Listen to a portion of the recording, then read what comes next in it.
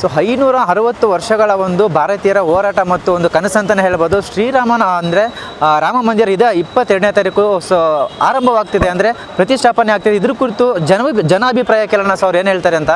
Sir ನಮಸ್ತೆ sir. ಒಳ್ಳೆಯದಾಗಲಿ, ಮಾಡ್ತಾ ಇದ್ದಾರೆ. ಇದಕ್ಕೆ ಶ್ರಮ ಎಲ್ಲರದು ಇದೆ.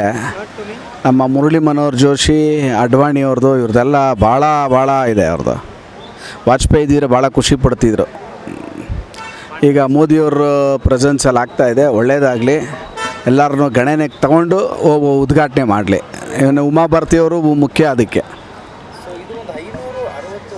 ಹೌದು, ಇತಿಹಾಸ ಇದೆ.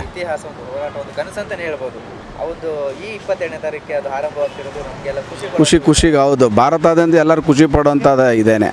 ಅದು ಭೇದ ಭಾವ ಏನಿಲ್ಲ, ಎಲ್ಲರೂ ಖುಷಿ ಪಡುವಂಥದ್ದೇ ಸಂತಸ. ನಮಗೂ ಅಕ್ಷತೆ ಕಾಳು ಬಂದಿದೆ, ದೀಪ ಅಂಟಿಸ್ತೀವಿ, ಖುಷಿಯಾಗಿದೆ. ಬಟ್ ಮುರಳಿ ಮನೋಹರ್ ಜೋಶಿ, ಅಡ್ವಾಣಿಯವ್ರನ್ನ, ಉಮಾ ಭಾರತಿಯವ್ರನ್ನ ಮರಿಬಾರ್ದಿವರು. ಅವ್ರ ಮುಖಾಂತರನೇ ಅವ್ರ ಸಮಕ್ಷಮದಲ್ಲಿ ಉದ್ಘಾಟನೆ ಆಗಬೇಕು. ಭಾಳ ಕಷ್ಟಪಟ್ಟಿದ್ದಾರೆ ಅವರೆಲ್ಲ, ಭಾಳ ಕಷ್ಟಪಟ್ಟಿದ್ದಾರೆ. ಅವ್ರ ಮುಖಾಂತರನೇ ಆಗಬೇಕಿದೆಲ್ಲ. ಹೌದು, ಅವ್ರ ಮುಖಾಂತರ ಆಗಬೇಕು. ಮೋದಿಜಿನೂ ಇರಬೇಕು, ಇರಬಾರ್ದು ಅಂತ ಹೇಳ್ತಿಲ್ಲ. ಮೋದಿಜಿನೂ ಇರಬೇಕು, ಇವ್ರು 3 ಜನನೂ ಇರಬೇಕು. ಒಳ್ಳೆಯದಾಗಲಿ, ಆಲ್ ದಿ ಬೆಸ್ಟ್. ಇಲ್ಲ, ತುಂಬ ಸಂತೋಷ ಆಗ್ತಾಯಿದೆ ಮಾಡ್ತಾ ಇರೋದು. ಮುಖ್ಯ ಮೋದಿಯವರೇ ಮೇಯ್ನ್ ಅದಕ್ಕೆ ಕಾರಣ. ಜೊತೆಗೆ ಇವರು ಯೋಗಿ ಚೆನ್ನಾಗಿ ಮಾಡ್ತಾಯಿದ್ದಾರೆ, ಸಂತೋಷ ಆಗ್ತಾಯಿದೆ.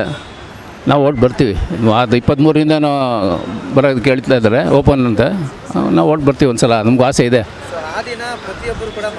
ಅಂಟಿಸ್ತೀವಿ, ಹೌದು, ಮಾಡೇ ಮಾಡ್ತೀವಿ. ಮೋದಿಯವ್ರು ಏನು ಹೇಳಿದ್ರು ನಾವು ಮಾಡ್ತೀವಿ. ಆ ಒಂದು ಲೆವೆಲಲ್ಲಿ ಇದ್ದೀವಿ.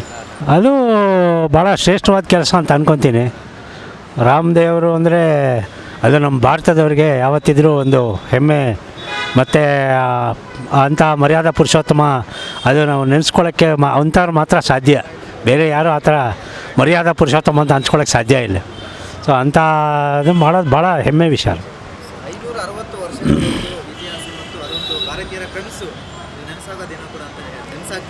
ಹೌದು ಮುಲಾಜ್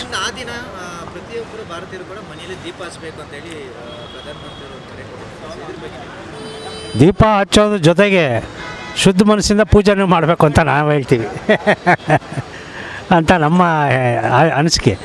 ಶುದ್ಧ ಮನಸ್ಸಿಂದ ಪೂಜೆನೂ ಮಾಡಬೇಕು, ಮತ್ತು ಎಷ್ಟಾಗುತ್ತೋ ಅಷ್ಟು ಆ ಒಂದು ಆದರ್ಶಗಳನ್ನ ಅಳವಡಿಸ್ಕೊಳ್ಳೋಕ್ಕೆ ಪ್ರಯತ್ನ ಪಡಬೇಕು, ಅಷ್ಟು ಹೇಳ್ಬೋದು.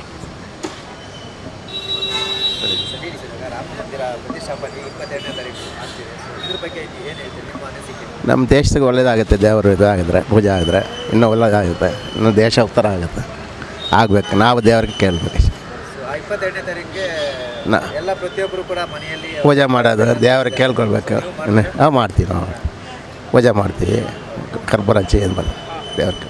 22ನೇ ತಾರೀಕು ಸಾಯಂಕಾಲ ರಾಮ ಜನ್ಮಭೂಮಿಯಲ್ಲಿ 500 ವರ್ಷಗಳ ಹಿಂದಿನ ಇತಿಹಾಸದಲ್ಲಿ ಸನ್ಮಾನ್ಯ ಶ್ರೀಮಾನ್ ನಮ್ಮ ಮೋದಿಯವರು ಈಗ ಉದ್ಘಾಟನೆ ಮಾಡ್ತಿದ್ದಾರೆ. ರಾಮ ಅಂದರೆ ಪ್ರತಿಯೊಬ್ಬರಿಗೂ ಬೇಕೇ ಬೇಕಾಗಿದೆ.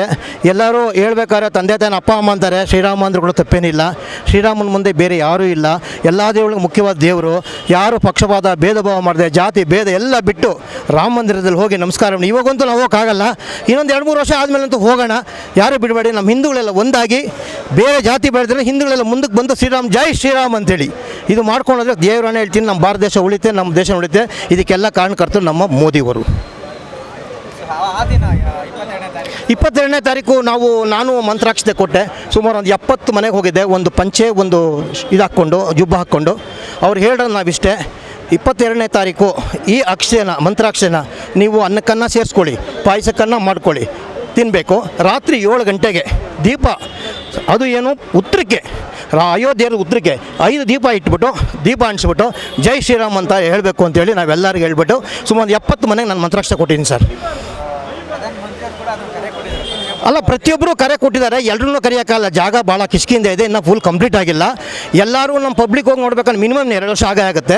ಇವಾಗ ಎಲ್ರಿಗೂ ಕೊಡೋಕ್ಕಾಗಲ್ಲ. ಯಾರ್ಯಾರು ಭಕ್ತಿ ಇದೆ, ಯಾರನ್ನು ಸೇರಿಸ್ಬೇಕು ಅಂತ ಅವ್ರು ನರೇಂದ್ರ ಮೋದಿಗೆ ಗೊತ್ತಿದೆ. ಆದರೆ ನಾವು ಅವ್ರ ಮೇಲೆ ಗೂಬೆ ಕೊಡ್ಸೋಕ್ಕಾಗಲ್ಲ. ನಮ್ಮನ್ನು ಕಟ್ಬಿಟ್ರು ಆ ಪಕ್ಷ ಈ ಪಕ್ಷ ಅಂತೇಳಿ. ಎಲ್ಲರೂ ನಾವು ಹಿಂದೂಗಳೆಲ್ಲ ಒಂದೇ ಅಂತೇಳಿ ಒಮ್ಮತದಿಂದ ಮಾಡಿದ್ರೆ ಜೈ ಶ್ರೀರಾಮ್ ಅಂತೇಳಿ ಮಾಡ್ಬೋದು ಅಂತ ನನ್ನ ಆಸೆ.